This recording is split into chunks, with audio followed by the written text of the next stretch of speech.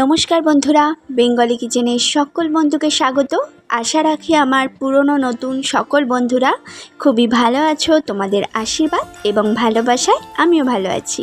দেখো, আজকে একটা চিকেনের রেসিপি নিয়ে চলে এসেছি। এই চিকেনের রেসিপিটা হচ্ছে আমি রেগুলার বেসিসে যে চিকেনটা ঘরে বানাই, কিভাবে বানাই সেটাই তোমাদের সাথে শেয়ার করব।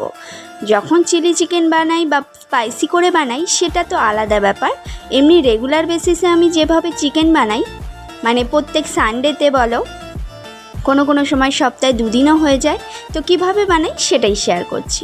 দেখো, এখানে আদা রসুন পেস্ট করে নিয়েছি। দেখেছো, একটা পেঁয়াজকে আমি ছোট ছোট করে কেটে নিয়েছি, আর নিয়েছি 1.5 খানা টমেটো।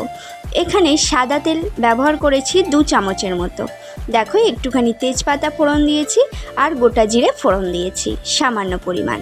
আর কালারের জন্যে দিয়েছি আমি অল্প করে একটু চিনি। এটা ক্যারামেল হয়ে গেলে আমি এর মধ্যে দিয়ে দেবো পেঁয়াজ কুচি। খুব অল্প পরিমাণ মশলাপাতি দিয়েই আমি কিন্তু রেগুলার বেসিসে চিকেনটা বানাই। আমার বাড়িতে আমার বাচ্চা মাছের বদলে চিকেনটা খেতে একটু বেশি পছন্দ করে, সেক্ষেত্রে তো বেশি তেল মশলা দিয়ে বানাতে আমি পারি না, তো অল্প করে তেল মশলা দিয়ে বানাই। কীভাবে বানাই এবং দারুণ টেস্টি হয় এই চিকেনটা। একদম পাতলা ঝোল হয়, মাছের ঝোলের মতো, কিন্তু খেতে অসাধারণ টেস্টি হয়, সেটাই তোমাদের সাথে শেয়ার করব। তো চলো, রেসিপি শুরু করেছি। আশা করি একটা লাইক দিয়ে ফুল ভিডিও তোমরা সকলে ওয়াচ করবে। আর যারা আমার চ্যানেলে নতুন বন্ধু এসেছো, প্লিজ আনসাবস্ক্রাইব করে দিও না। ইউটিউবের সময় মেনে আমি ঠিক চলে যাব সকলের পরিবারে। তো চলো, এখন রেসিপি দেখে নেওয়া যাক। অবশ্যই কিন্তু একটা লাইক দিয়ে দেখে নিও।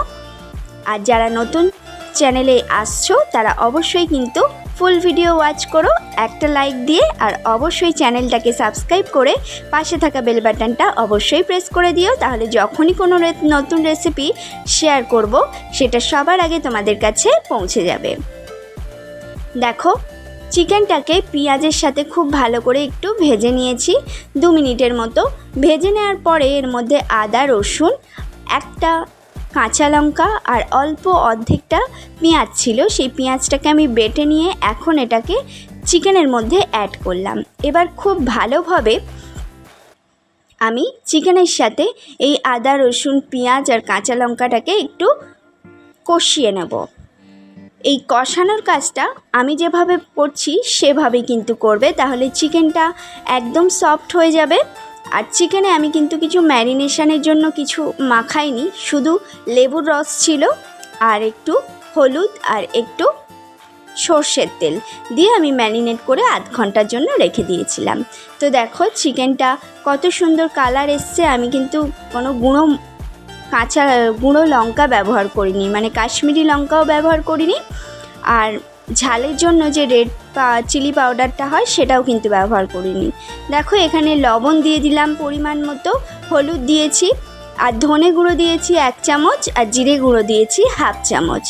এইভাবেই আমি মশলাগুলো ব্যবহার করেছি, একদম সামান্য পরিমাণ মশলা দিয়ে সুন্দর করে আবার কষিয়ে নিচ্ছি। দেখো, চিকেন থেকে কিন্তু মোটামুটি তেল ছেড়ে দিয়েছে।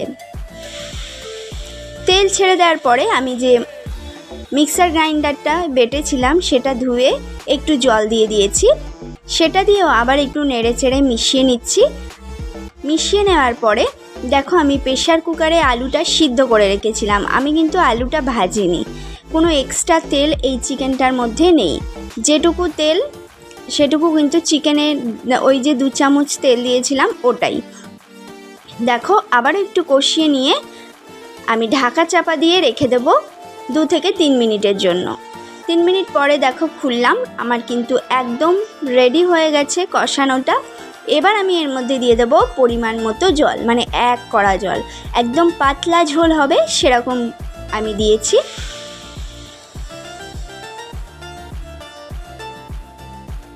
দেখো, নেড়ে চেড়ে মিশিয়ে নিচ্ছি, মিশিয়ে ঢাকা দিয়ে দেবো। এখানে কিন্তু আমি কোনো রকম গরম মশলা অ্যাড করিনি, আমি শুধু এখানে দিয়েছিলাম একটু চিকেন মশলা, সামান্য, একদম 1/2 চামচের কম চিকেন মশলা আমি ব্যবহার করেছিলাম।